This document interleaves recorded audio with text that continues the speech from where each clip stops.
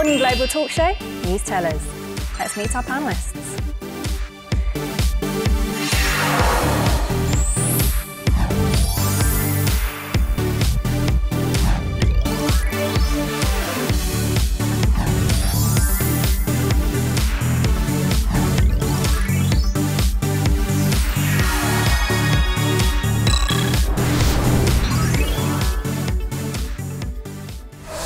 청년 일자리 문제를 해결하는 것이야말로 우리 사회를 건강하게 만드는 토대이자 저출산 문제를 해결하는 핵심적인 열쇠라고 생각합니다. 청년들에게 더 많은 일자리를 제공할 수 있도록 대기업과 고임금 정규직들이 조금씩 양보와 타협의 정신을 발휘해 줄 것을 간곡히 당부드립니다. President Park said in her public address last month that she will put labour reform at the top of her state agenda in order to revive the sluggish economy. She vowed to implement a wage peak system for all public offices within this year and overhaul public companies' inefficient wage system as well as employment support programs. She is pushing the wage peak system as the key drive of her reform. So we have some idea of the government's plans for the second half of the year. What do you think is the main agenda behind this labour reform, and what were your reactions to it? I think what created the impetus for this discussion is the Korean economy has been suffering from low growth for a while. There's a very rapidly aging population, so there's more old people that need care. There's a low birth rate, as President Park mentioned, so there's more and more need for a certain economically active segment of the population to be very productive. But there are also problems in the Korean labor market with, there's a very polarized system between irregular and regular workers. So President Park, I think, has targeted this as a way to perhaps address some of the ongoing ills in the Korean economy. Okay. And the very central, the core point of the reform, labor reform that President Park wants to implement is what you call the wage peak system. And the idea is that older generation should share the burden to allow young people to enter the labor market. So the idea, actually it's interesting, I never heard of this system before, is you ask older, senior employees to be paid less in the last years before they retired, and the money you save, then you use it to hire young graduates. And we'll see how it goes. It's an interesting concept, isn't it? Also, the labor reform that President Park wants to push ahead tries to address a really big problem that we have in Korean labor market here. There's a big polarization. We have the regular employees that they have a lot of rights and they have a lot of stability in their jobs, and on the other side we have the non-regular employees that they have basically a big lack of rights. Their works are very unstable, their salaries are very low. So we don't still know how, but this labor reform is trying to address that problem and make a little bit more equal the rights of permanent and not permanent workers. A big emphasis of the President's reform plan is to move away from seniority-based promotion and wage increases towards merit-based advantages. Because I think what you've seen in Korea's modern history is sort of a pact between the worker and the employer, where basically if you work hard and you put in long hours, you more or less have a job for life. And sort of, within reason, you can sort of maintain that job no matter what. But I think that consensus has broken down globally, really, and also in Korea, particularly post the Asian crisis. And I think this is just the next push to sort of break that down further. Okay. Well, it sounds promising so far, but as always, we will be delving much deeper into the issue. So let's get into it right now. Labour reforms, let's put people to work. So the Korean government has announced that they'll be pushing through labour reforms during the second half of the year. And within the latest labour reforms, then, the wage peak system seems to be the main point of discussion. So we got to hear more details from an official at the Seoul Regional Ministry of Employment and Labour. 장년 근로자들이 더 오래 일할 수 있도록 정년을 연장하면서 임금은 일정 연령이나 일정 근속 시점을 기준으로 일부 조정하는 이런 제도를 말합니다. 민간 부분에서는 자율적으로 임금 피크제를 도입할 수 있도록 저희들이 재정 지원, 컨설팅 이런 다양한 지원들을 하고 있습니다. 급속한 저출산 고령화 문제로 인해서 노동력이 감소되고 늘어나는 노인들에 대한 부양 부담으로 인한 국가 어떤 재정 부담 이런 것들이 우려되고 있는 이런 상황입니다. 장년들이 더 오래 일할 수 있게 됨으로써 이런 문제들도 완화될 것으로 기대되고 있습니다. 또 그 절감된 인건비에 기업의 추가 투자, 정부의 지원금까지 합쳐서 청년 고용 문제를 해소하는 데 큰 도움이 될 것으로 기대가 됩니다. Okay, so we heard about the wage peak system and some of the potential benefits of it. But what do you think we can expect from this wage peak system now that it's about to come into full swing? I think the very important point is that when you're a young graduate, the first job you get is really important. This is really determine all the rest of your career. It's very, very difficult to get it, and it will really affect all that follows. So that's why it's important to help young graduates to get this first job. So I think that's what's behind the project, this labor reform. I think one perhaps more profound effect of this proposal is how it will affect elderly poverty. And I think that's actually probably a more pressing issue in Korea than youth unemployment. Korea actually has the highest elderly poverty rate in the OECD.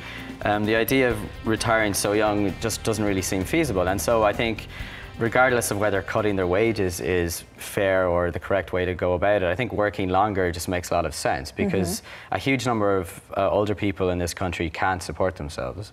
And being able to work longer and have a quality of life later on basically, relieves the burden on the state in terms of all sorts of welfare payments that are going to be coming down the line, and it also gives people, a sort of a sense of dignity and purpose, and I think that's a good thing.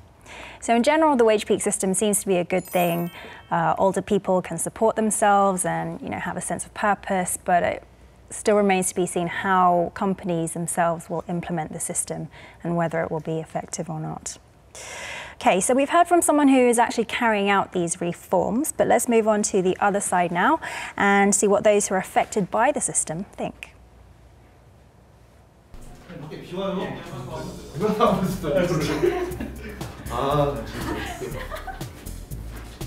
지금 고용 정책이 질 좋은 일자리보다는 일자리를 많이 늘리는 거에만 집중하고 있다고 생각을 해서 안 좋은 일자리들을 좀 좋은 일자리들로 만드는데 초점을 두면 더 좋지 않을까라는 생각이. 이제 그만두고 나서도 노후에 할 수 있는 일들을 자립적으로 할 수 있도록 좀 회사에서도 또 정부에서도 그런 걸 같이 공부시켜주면서 그렇게 노후를 준비할 수 있도록 해주면 기업도 양보를 할 수 있고 또 직원분들도 양보를 할 수 있어서 우리한테도 이득이 되지 않을까 그런 생각도 들어요. 나는 지금 최악의 상태라고 생각하거든. 우리 청년들의 실업률이. 어쨌든 정부 쪽에서도 이런 걸 좀 개선하고자 임금피크제를 제안했던 거라면은 그래도 지금보다는 좀 더 뭐 개선되는 부분이 있을 거라고 생각해서 만들었으니까 좀 지켜봐야지 정확하게 알 수 있을 것 같아요. 결국 저희는 되게 절실한 게 취업이다 보니까 결국엔 임금피크제에서 논의하다가 취업 쪽으로 흘러가는 것 같은데 우리 입장으로서는 사실 우리가 어떻게 할 수 있는 건 아니잖아. 우리는 그냥 우리 위치에서 그냥 열심히 준비하고 계속 꿈을 꾸고 바라보고 지원하고 뭐 낙담하지 않고 그런 준비하는 자세가 필요할 것 같아요. So we heard the opinions of job seekers. Overall, they seem fairly positive or hopeful about the new reforms, but there are also some concerns as well. So what do you think is the most concerning issue for those wanting to get hired? Well, I think the concern for people like we just heard from is just the lack of quality jobs available. And I think a concern that's being raised in discussions of the wage peak system is whether or not the system is actually going to transfer into quality jobs for young people, or is this going to just be a way of having more young people hired on a temporary basis and working for low wages without job security. I think people who are young and just starting their careers, it's really important to get a stable job that they can have a decent salary, they can have benefits, and they can kind of rely on to fund the early stages of their adulthood and hopefully rely on later into their lives. So I think the wage peak system, there's no real guarantee that it's going to translate into the kind of employment that young people are looking for. And also the young people these days, they feel very weak because most of them are non-regular workers, and they feel very unprotected because also the unions are normally trying to benefit the regular workers because they are unions of regular workers. So the non-regular workers are like totally weak these days, and these young people probably what they really want is a permanent job. It shouldn't be that difficult to get a permanent job, and maybe not that easier to get a non-permanent job, so people can have more stability in their work, and finally it will be better for the companies. If you don't have to change your workers every 3 months, probably you will have more productivity, that person would do their job better. And I think it's all, like the government, the companies, the unions, they should try to get an agreement to make jobs more permanent and to change a little bit that polarization of the permanent and non-permanent jobs. So what do you think these young people need to do then in order to reduce the youth unemployment rate? Is there anything they can do? Yeah, and there is something very obvious and that strikes me every time I talk with young people is that young Koreans, they all want to work for prestigious companies or prestigious institutions, and they never try to work for SMEs, for small companies. Right. And this is an incredibly Short-sighted attitude. I mean, I know a lot of directors or like CEO of SMEs who have trouble recruiting. There is youth unemployment in Korea, but there is as well a lot of small companies who have trouble to find people, to hire people. Right. And I think this is a really wrong attitude. Okay. I totally agree. I mean, I think as journalists, we meet a lot of young Korean people who are extremely intelligent, extremely well educated, and they spend sometimes years just studying and preparing to try to get a job at like one of a few very big companies. And I think that's just a phenomenal waste of human resources. Also, working for a small company gives you much better experience. Yeah. You learn much more because you have to do different things. In my case, when I started working as a journalist, I worked for a really small local TV, and we had a newscast of 30 minutes, and we were only 3 journalists and 3 technicians to fill those 30 minutes of news in TV. And you know, so I had to do everything. You know, we were running and running for the news, and I had to interview like 4 people in 2 hours and take footage and come back. So then when you work for bigger media, everything's so easy, you know? Yeah, I agree with my colleagues as well. When I was starting out, I would have worked anywhere, and I did, and often for free, for nothing. You know, please publish my story. Editors will get a lot of mileage out of that from a lot of people for some time. Also, not to sound too cantankerous at the ripe old age of 27, but just watching some of the people we saw earlier, and I'm not making any particular judgment on them individually, but there was a lot of comment about what the government needs to do, and you know, they need to create good jobs. Like, I think it's very much up to the individual as well to put yourself out there and to constantly harass bosses until they give you an opportunity. Basically make life so uncomfortable for them that they just say, okay, you can do this. Because at the end of the day, you know, even with the best government in the world, the best welfare system in the world, no one's going to be able to just hand you a great job on a plate. It's just never going to happen. And so I think the quicker you internalize that, the better for everyone, really. Okay, so pretty unanimous view from our panels. Rarely do we all agree so strongly. I know, this is a first, I think. So, you know, that shiny conglomerate entry-level position is not always the best thing for you. Play to your skills, play to your passions, and get your foot in the door seems to be our panel's advice. So we've discussed the details of the wage peak system and the varying reactions to it. Let's talk now about how other labour markets around the world are functioning in our news briefing section. So what examples of successful labour reforms can you think of in other countries? One of the most profound and also controversial, so successful might be in the eye of the beholder, examples of labour reform and just economic change in general would be Thatcher's Britain in the 1980s and late 70s. So Margaret Thatcher was a Prime Minister for 11 years, and she really profoundly impacted how Britain was run. But one of her big policies was to change the labour market, specifically to curb union power. So when she came to power, there was a huge issue with strikes in Britain to the point where millions of working days lost. So what she did was very drastically reduce the power of unions to the closed shop, is what they call it, where a union or an employer will agree to only hire union people, and then if you want to stay employed, you have to stay with the union. So they've cracked down on this practice, and the results of this today are, you know, depending on who you ask, a great success or a terrible failure. Basically, Britain was sort of an economically depressed country in Western Europe, relatively speaking, and by the end of her tenure, it was wealthier, but people on the other side say that had other sort of negative consequences. You saw that controversy at her funeral, I think. Yeah, I mean, yeah, certainly.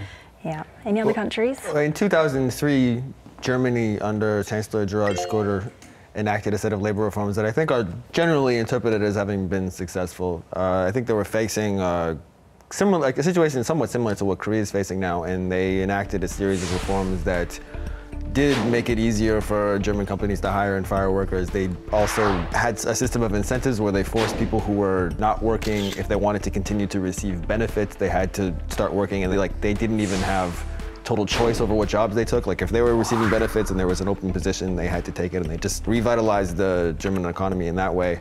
I think there is some dissent, particularly on the left in Germany, over what the prolonged legacy of these reforms have been. But over the past several years, Germany has been probably Europe's strongest economy. They have had fairly low unemployment, and at least on the face of it, does seem to have been carried out well. And there is an interesting example that comes from a neighbor country, from Netherlands.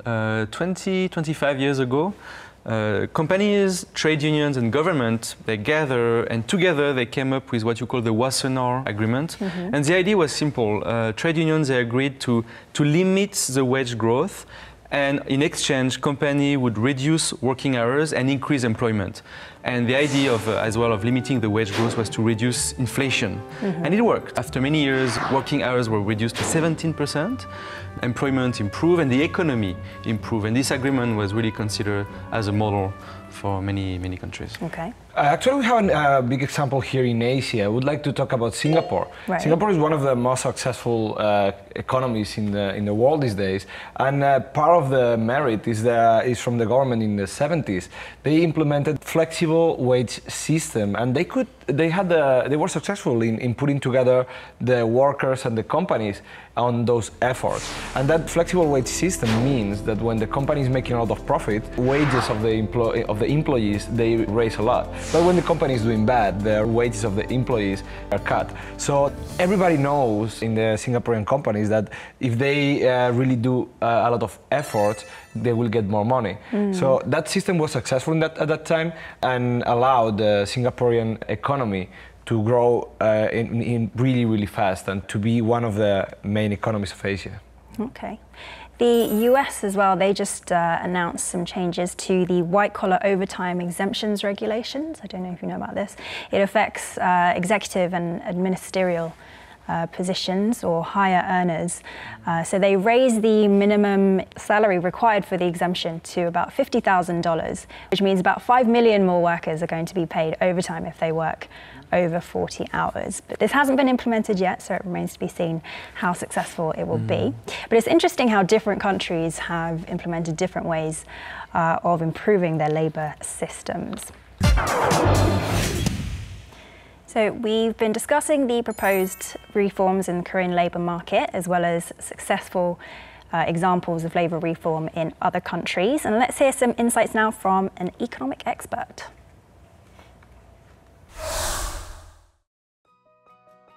My personal thoughts are that to tell people you are getting less salary, not because you are bringing less value, not because your products are worthless, but just because you reach a certain age.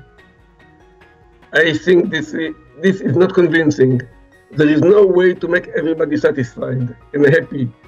You can try to identify optimal point where both employers and employees will be less dissatisfied, where people are being paid for the work, for the added value they bring to the workplace, and not for their age, and not for their seniority, not for irrelevant factors. Okay, some wise words from an economic expert there about, added value from people's contribution to the company rather than their age. What did you guys think? Yeah, I mean, I think he makes a good point. Perhaps rather than saying, okay, you can work another 5 or 10 years for fewer benefits, perhaps if they remove this idea that you can stay in a company your whole life no matter your competency, maybe that would achieve the same ends in a more reasonable way. I mean, I think, if you look at it from the employer's point of view, they don't want to keep these people on because they basically can't remove them until they're 57, and by the time they get to that point, they cost the company a lot of money. But, perhaps if you could actually hire and fire people based on their merit, then there wouldn't be an issue, and at the same time they could work on later into their life. I think the idea that you should retire at 57 just doesn't make any sense, especially when the life expectancy has increased so much. What you'll find is of many people, and maybe most people, would like to work longer, even beyond 65, even into their 70s. If you've worked your whole life at a job you love and you get satisfaction from, it's very difficult to just give up and just go from 60 to 0 and say, okay, time to do a bit of gardening for the next 20 years. Also, people over 60, they accumulated a valuable experience, like 30 or 40 last years working. So maybe the government should apply some programs to just research about which kind of skills those elderly people have and how can we use those skills to make the companies more profitable and to make the economy better. So I think there are other ways that the government can help push companies treat their employees better, so the table is always open. And finally, what are your personal thoughts on Korea's labour reform? I think it's good to change this seniority-based salary policy. And I agree with needs assessment, like what the government is saying about why it's necessary to reduce youth unemployment and the idea that it could help to raise the birth rate. Nobody knows if it's going to be successful or not, but in my opinion, I think that it's going to be very difficult to implement because there is a lot of social conflict in Korea. The unions are in conflict with the employees and the government, with the employers and the government. So for the plan to be approved and implemented, it will take a long time and a really long process of negotiations to implement the plan, which I hope to be successful. I mean, my personal feeling, I guess, is just kind of skepticism. Maybe that's just because I'm a journalist and I'm a professional skeptic. It's true. But I really kind of wonder. I mean, as I said earlier, I think the problem plaguing the Korean economy is a lack of growth. And I think that this discussion about labor reforms comes from a place where what people are really frustrated about is a lack of jobs that are, and I think the real cause of that is a lack of growth, falling demand for exports and other things. So I think to suggest that these labor reforms are going to be a sort of cure-all solution to that problem of low growth, I think is probably not going to work out that way. But if it's implemented successfully, perhaps it could be like one small part of a way of improving things. Yeah, I agree. I think it remains to be seen how much substance there is to it. But I think the idea of the creative economy is at least correct conception, which is that we can't just rely on heavy industry to build ships and smartphones and export things, and cheap export model isn't necessarily something that can last forever. And you already see signs of this. So for instance, Samsung, while it's still a massively successful company, its market share has been really undercut by cheaper Chinese. So I think the challenge for Korea is going to be to find new areas for growth, and that's always what creates jobs. I mean, I don't believe that the government has no role, but ultimately you have to get to a situation where a company has more demand than it can deal with at the present time, and then they'll need to hire more workers, and that's what needs to happen. Okay.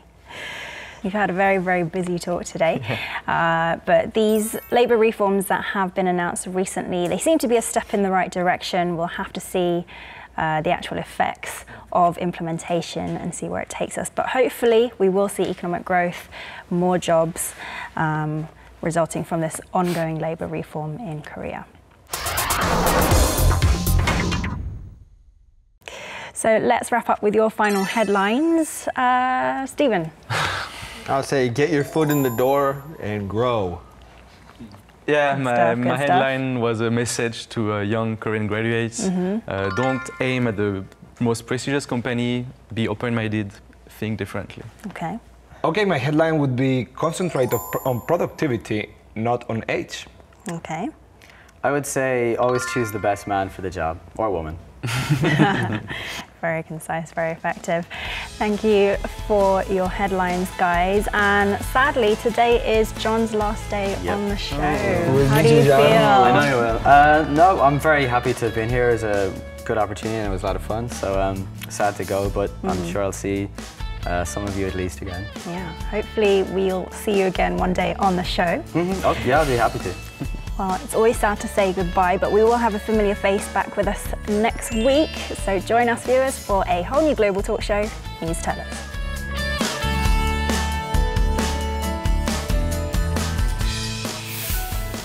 We will be open for any opinions or requests on our official website as well as our Facebook page.